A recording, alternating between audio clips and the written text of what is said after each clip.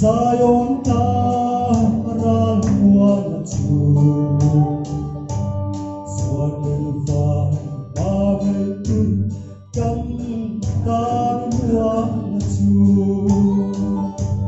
Swan chan kul pui ti cha tuan pa kuan tu Cham dong fa sa ko ya lo man le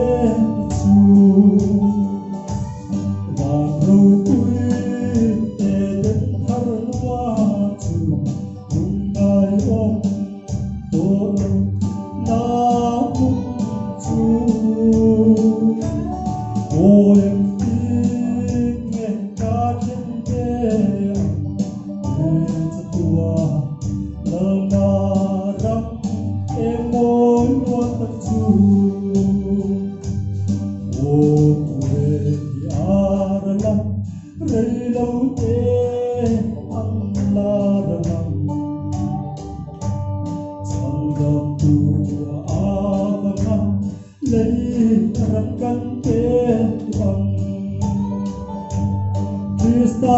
mangai tu te lal ro pui na chana ai la fotele lo ruhale